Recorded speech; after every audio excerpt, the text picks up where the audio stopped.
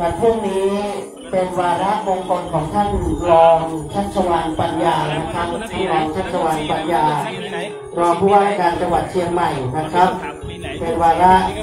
ของส่วนราชการในกำกับดูแลของท่านรอง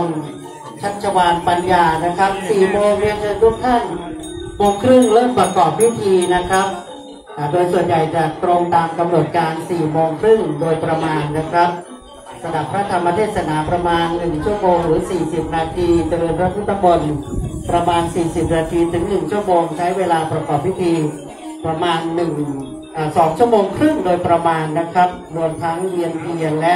ประกอบถวายน้ำสงฆ์เนื่องในงานไหว้สาวบารมีพระธาตุเจ้าดอยสุเทพและจะมีการเตรียมขึ้นดอยที่สืบต่อโดยพระเดชพระคุณหลวงพ่อพระธรรมเสนาบดีจากครั้งอดีตในเมตตาพระคุณยิ่งจากพระครูบาเจ้าศรีวิชัยได้ดำเนินมาช่วงหนึ่งหลังจากที่มีปัญหาการคณะสงฆ์หรืองานปกครองคณะสงฆ์ในครั้งกันนู้นและก็การละสังขารแห่งพระครูบาเจ้าก็ได้งดเว้นเป็นบางช่วงจนมาถึงครั้ง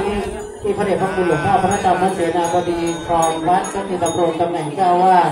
ได้ปรีปูประเพณีเกี่ยวขึ้นดอย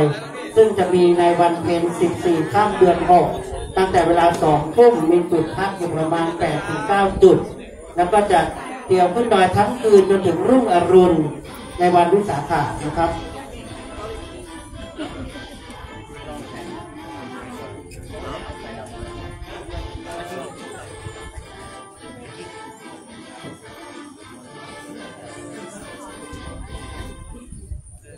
ทุกท่านสาธุดังๆท่านจะเห็นว่าหงส์เวียนเป็นสิ่งสำคัญงดงามกำลังถวายน้ำสงฆ์พระธาตุในยอดแห่งพระบรมธาตุนะครับเป็นสื่อบุญสื่อกุศลทำด้วยจิตเลื่อมใสดังที่องค์หลวงพ่อแสดงธรรมไว้นะครับเมื่อเรามีใจเป็นบุญพึงรีบฝันหมายในบุญนะครับ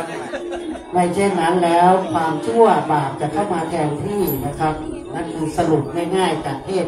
เมื่อสักครู่เป็นภาษาเข้าใจง่ายนะครับ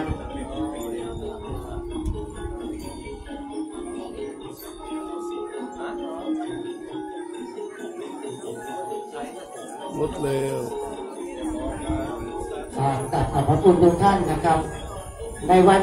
ส่งน้ำพระทานคือวันวิสาขะนะครับ4 โมงครึ่งทุกท่านมาร่วมพิธีได้นะครับแล้วก็เวียนเทียนต่อนะครับฟังเทศต่อได้เลยนะครับในวันวิสาขบูชาครับขอกราบขอบพระคุณทุกท่านขอในนามพระเดชพระคุณหลวงพ่อพระธรรมเสนาบดีเจ้าวาดวัดพระธาตุดอยสุเทพราชวรวิหารเจ้าคณะภาค 7ขอบพระคุณคณะสงฆ์ทั้งปวงทั้ง4 อำเภอและจังหวัดลำพูนประมาณ80 รูป